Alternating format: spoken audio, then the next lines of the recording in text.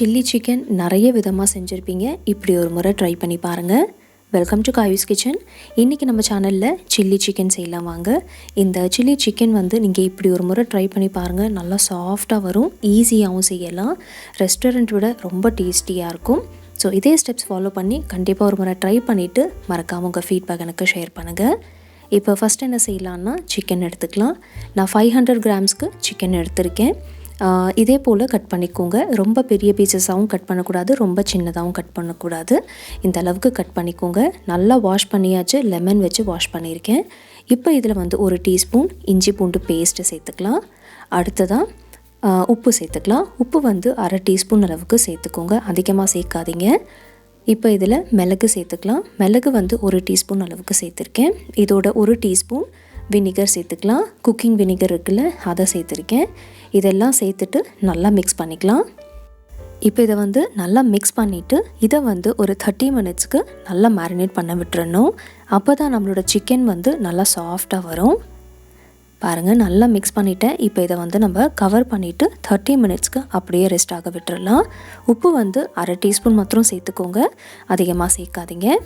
இப்போ இது இருக்கட்டும். அடுத்ததாக பார்த்தீங்கன்னா வேற ஒரு பவுலில் ஒரு முட்டை உடச்சி ஊற்றிக்கலாம். ஒரே ஒரு முட்டை சேர்த்துக்கோங்க, அதிகமாக முட்டை சேர்க்கக்கூடாது. இதில் 3 டேபிள் ஸ்பூன் அளவுக்கு கார்ன்ஃப்ளவர், 3 டேபிள் ஸ்பூன் அளவுக்கு மைதா மாவு சேர்த்துக்கலாம்.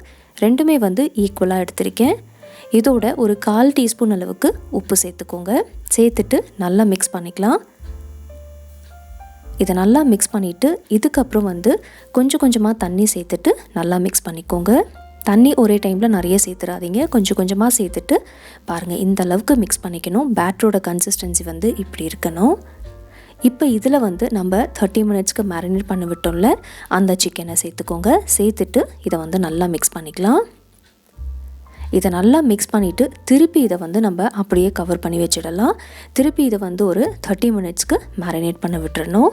30 மினிட்ஸ்க்கு அப்புறம் இதை எடுத்துகிட்டு நம்ம ஃப்ரை பண்ணிடலாம். இப்போ பார்த்தீங்கன்னா எண்ணெய் நல்லா சூடாக இருக்குது.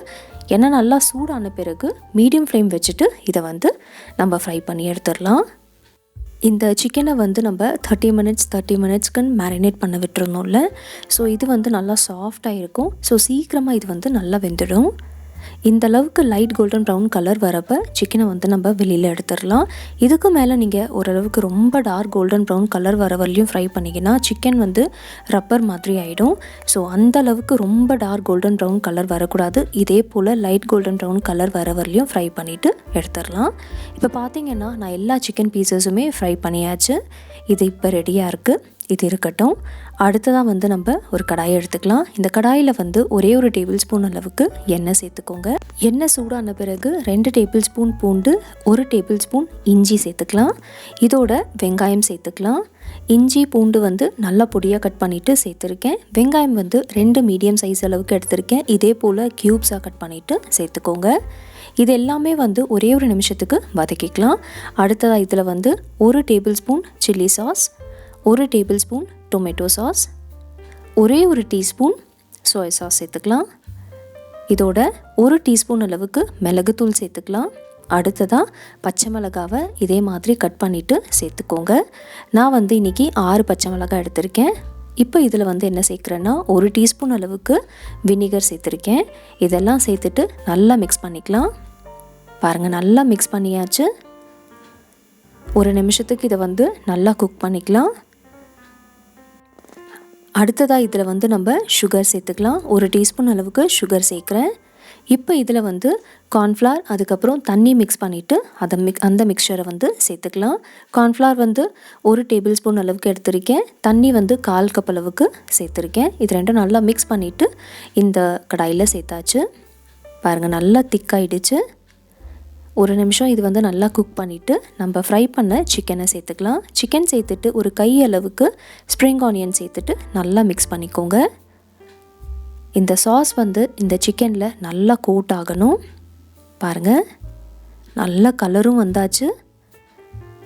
நம்மளோட சில்லி சிக்கன் ரெடி ஆகிடுச்சு. உங்களுக்கு பார்க்குறப்பவே சாப்பிடணும் போல் இருக்குல்ல. ஸோ கண்டிப்பாக உங்கள் வீட்டில் ட்ரை பண்ணி பாருங்கள். ஈஸியாக செய்யலாம். நீங்கள் ஒரு முறை ட்ரை பண்ணிட்டீங்கன்னா எப்போவுமே இதை நீங்கள் வீட்டில் செய்வீங்க, ரெஸ்டாரண்ட்லேருந்து வாங்கவே மாட்டீங்க. ரொம்ப நல்லாயிருக்கும். ஃப்ரைட் ரைஸ்க்கு ஒரு சூப்பரான காம்பினேஷன். ஃப்ரைட் ரைஸ்க்கு மாத்திரம் இல்லை, நீங்கள் சப்பாத்திக்கும் வச்சு சாப்பிடலாம். மேலே வந்து கொஞ்சமாக ஸ்ப்ரிங் ஆனியன் வச்சு கார்னிஷ் பண்ணிக்கோங்க. என் வீடியோ பிடிச்சிருந்துச்சுன்னா மறக்காமல் லைக் அண்ட் ஷேர் பண்ணுங்கள். இன்னும் காயூஸ் கிச்சனுக்கு நீங்கள் சப்ஸ்கிரைப் பண்ணலைன்னா ப்ளீஸ் சப்ஸ்கிரைப் பண்ணிக்கோங்க.